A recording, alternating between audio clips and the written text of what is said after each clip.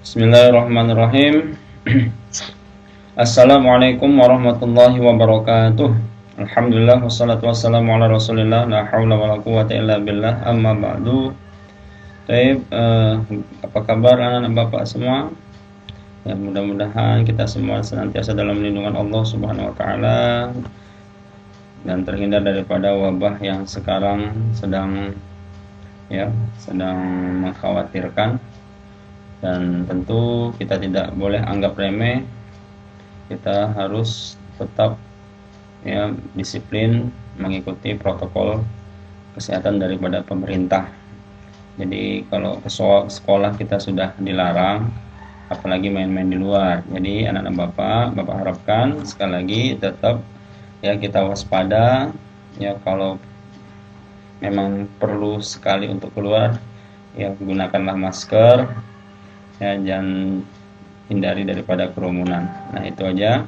Mari kita lanjutkan materi pembelajaran kita.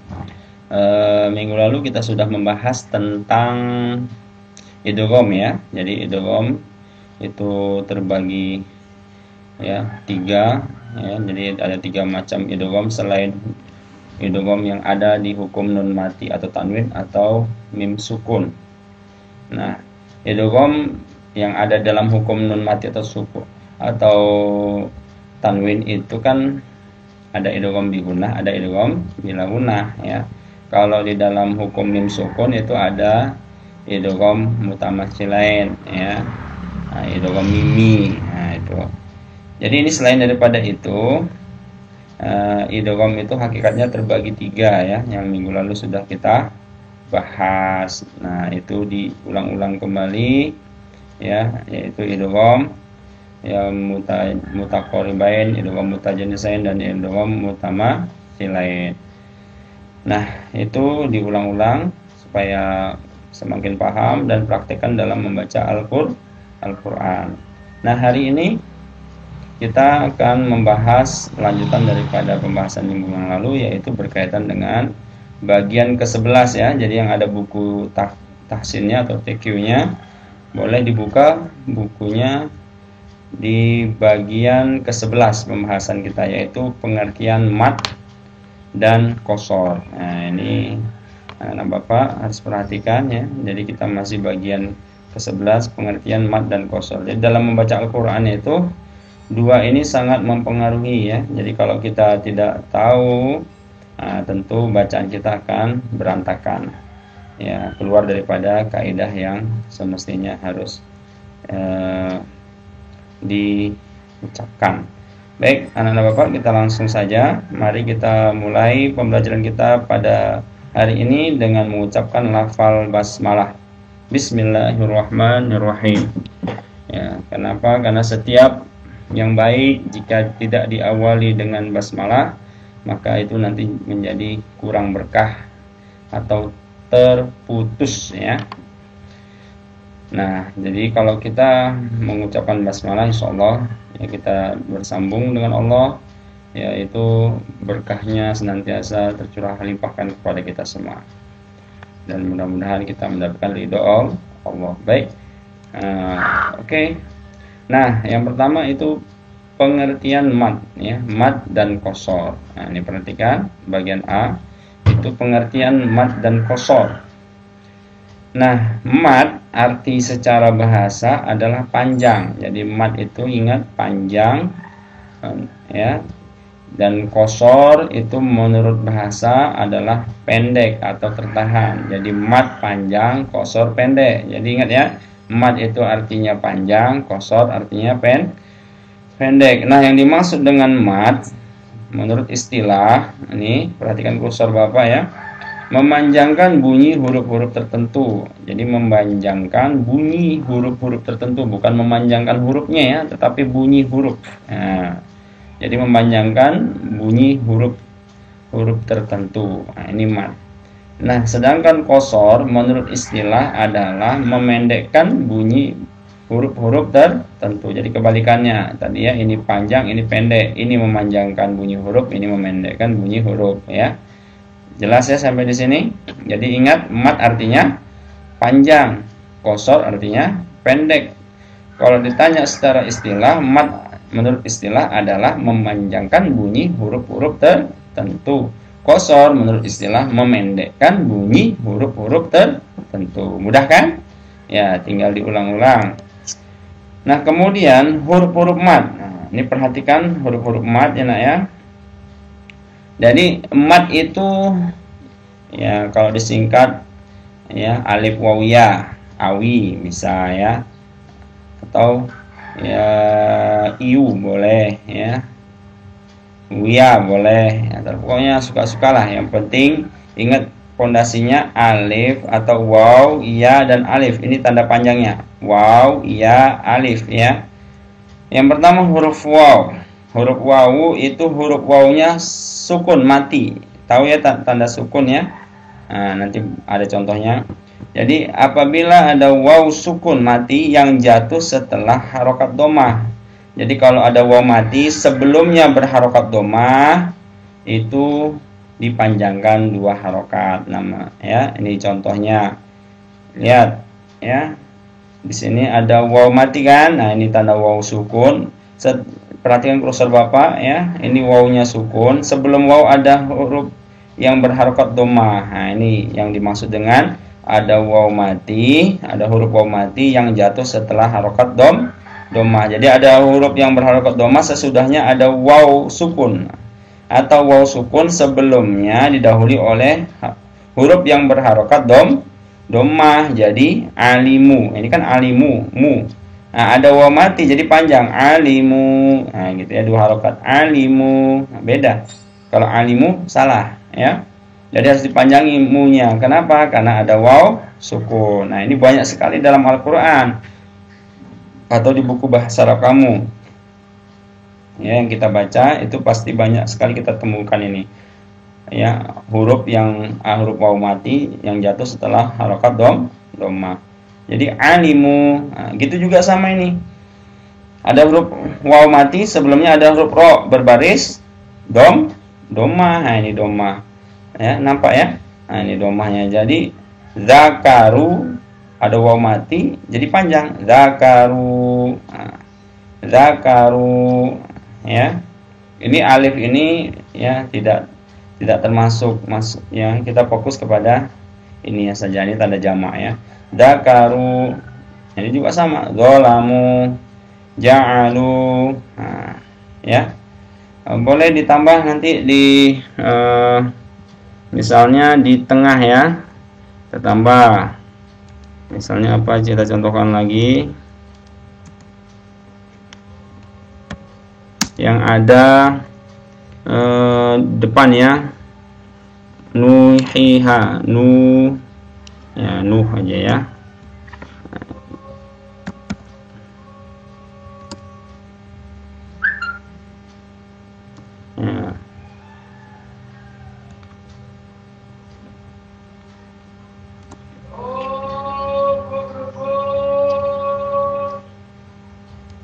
Nah, ini contoh. Gitu juga sama. Kalau ada di tengah, misalnya ada waw sukun. Nah, ini waw sukun. Sebelumnya ada huruf nun kan, berharokat domah. Jadi dibaca nuhu ya, nuhu gitu ya. Nah, jelas sampai sini. Nah, yang penting ada waw mati. Nah, ini ada apabila ada waw mati yang jatuh setelah harokat domah ini juga termasuk bacaan mat ya. Kalau ini panjangnya 2 ketukan atau 2 harokat ya, atau 1 alif. Nah, kemudian yang kedua adalah huruf ya. Nah, ada huruf ya mati juga sama ya. Ada waw mati, ada huruf ya mati yang jatuh setelah harokat kasroh. Jadi kalau waw tadi jatuh setelah harokat domah, ya sukun jatuh setelah harokat kasroh. Contohnya apa? Nih, al-khobiru. Nah, ini ada ya mati kan. Sebelum huruf ya apa? Huruf apa? Huruf ba. Ba-nya baris kasroh ya. Jadi al-khobiru. Jadi syaratnya kalau ada ya mati sebelumnya berbaris kasroh. Nah, gitu ya. Ini juga ada ya mati sebelumnya ada huruf lam berbaris kasroh. Jadi dibaca al-halimu. Nah, panjang 2 harokat. Al-halimu. Hafizina. Kenapa ini zi-nya panjang? Karena setelah harokat kasroh ini ada huruf ya sukun, atau sebelum huruf ya sukun mati ada huruf yang berharokat kasroh. Kasroh itu artinya baris bawah ya, jadi huruf yang berbaris bawah. Hafizina. Nah, ini juga sama, ada ya mati kan, sebelumnya huruf fa berbaris kasroh baris bawah, jadi dibaca fiha, panjang ya, fiha, gitu ya. Nah, jelas sampai sini. Ada ya mati sebelumnya atau jatuh setelah harokat kasroh. Nah, itu ya, ingat ya, mudah sekali, ini paling banyak ditemukan ini ya, mat ini ya. Kemudian yang terakhir huruf alif. Jadi apabila ada huruf alif yang jatuh setelah harokat fathah.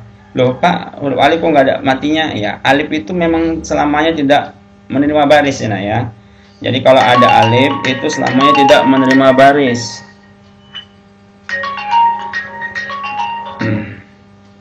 Ya, tidak menerima baris. Jadi selamanya tidak menerima baris. Nah, jadi huruf alif yang jatuh setelah harokat fathah. Jadi kalau ada yang seperti ini ada alifnya, itu hamzah ya, nah ya. Hamzah, makanya dalam huruf-huruf hijaiyah itu kan ada huruf hamzahnya, alif ya, kita sebutkan alif bata sampai dengan ya, itu ya alif tetap alif ya. Jadi yang berbaris itu adalah hamzah. Ada hamzah yang berbentuknya bentuk alif. Jadi kalau ada bentuk seperti alif ini berbaris, nah itu hamzah. Jadi kalau alif hakikatnya tidak pernah menerima baris. Nah, gitu ya. Nah, alif yang jatuh setelah harokat fathah. Jadi kalau ada alif, nah ini contohnya alif. Sebelumnya ada huruf shad, ya. Harokatnya mana? Fathah ini di atas. Baris fathah, baris atas ya. Yang fathah ini. Nah, ini namanya ya, ada alif jatuh setelah huruf yang berharokat fathah. Jadi dibaca soro. Nah, panjangnya soro. Jangan dibaca soro, salah. Jadi karena ada alif jadi panjang soro. Ini juga sama as-sholatu. Nah, ini ada lam, ada alif. Ini lam alif kan. Kalau dalam huruf hijaiyah kita eja lam alif. Ya, lam alif, hamzah ya gitu kan. Nah, ini lam dan alif. Jadi kalau ada ini lam alif, barisnya baris fathah, lamnya, maka dibaca panjang as-sholatu. Nah, ini juga sama. Ini alif juga. Nah, alif pokoknya yang berdiri di akhir-akhir atau di tengah. Kalau di tengah dia seperti ini ya. Ini adalah alif. Karena setelah huruf alif nggak boleh disambung dengan huruf apapun ya, nah ya. Jadi makanya ini K, ada huruf kaf sebelum alif ini baris fathah, jadi baca kana. Nah, panjang. Ini juga huruf alif jatuh setelah huruf fathah, huruf yang berharokat fathah, huruf qaf, jadi bacanya kola. Nah, jadi kola kana as-sholatu soro. Nah, gitu ya, panjang. Nah, ini saja poin daripada huruf mad ya. Jadi huruf mad itu ingat hanya 3, waw, ya, dan alif, atau alif, waw, ya. Alif, ya, waw, terserah. Ya, ada yang menyingkat awi. Nah, boleh alif, waw, ya, awi. Nah, yang penting waw itu waw mati setelah harokat fa, domah, ya sukun setelah harokat kasroh, alif setelah harokat fathah. Nah, itu ya. Ingat enak ya. Jadi kalau nanti kamu praktekkan dalam membaca bahasa Arab atau membaca Al-Quran ya. Jadi kalau ada tanda seperti ini dibaca panjang kalau ketemu huruf yang 3 ini. Baik, itu saja. Kita lanjutkan sedikit lagi. Nah, ukuran panjangnya mad ya, panjangnya bacaan mad itu ada 3 ya. Jadi panjangnya bacaan mad itu ada 3 bagian. Yang pertama panjang yang pendek, yaitu membaca huruf mad sepanjang 1 alif. Nah, seperti yang tadi ya, nah ya. Nah, seperti ini 1 alif. Ya, ja'alu, zalamu, 2 ketukan. Zakaru, alimu, nuhu, al-khabiru, al-hanimu, hafizina, fiha, qala, kana, as-salatu, soro. Nah, itu 2 ketukan. Nah, itu membaca huruf mad sepanjang 1 alif atau 2 ketukan atau 2 harokat. Jadi 1 alif itu sama dengan 2 ketukan, tok tok. Nah, ya, atau 2 harokat, 2 kali penyebutan huruf. Nah, yang kedua adalah panjang yang tengah-tengah, at-tawassut. At-tawassut artinya tengah-tengah.